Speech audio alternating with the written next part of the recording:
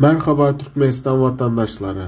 Bizim memleket 01 Mart 2020 yılından bu yana tüm dünyaya kapılarını kapattı.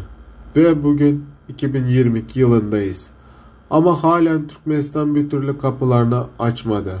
Aksine daha da sıkı kapatıyor.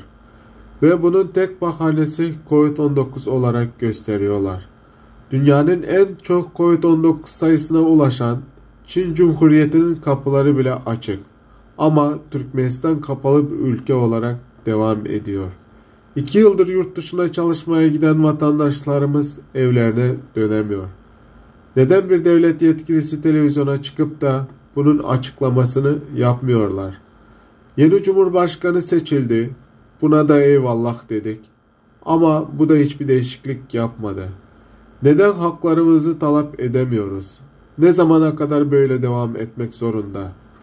Ve ne zamana kadar köle, korkak, ezik bir hayat yaşamaya devam edeceğiz?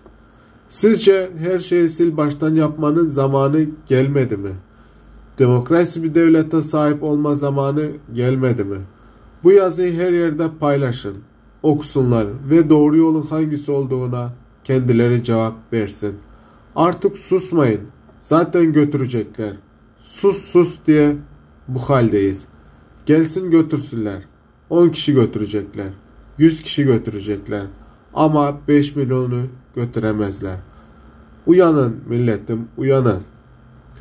Bu yazılar devlet yetkilileri görene kadar paylaşın ve kendiniz de yazmaya devam edin. Lütfen öncelikle korkuyu ve umursamazlığı bir köşeye bırakın ve cesaretli olun. Kendimiz savaşmadan bize kimse yardım etmez. Herkes böyle yazılar ile aktif olursa devlet korkusundan da açar kapıları. Göreceksiniz ve bunun için sizden sadece ve sadece cesaretle savaşmak talep ediyoruz. Sakın susmayın. Sustukça sıra sana gelecek. Unutma.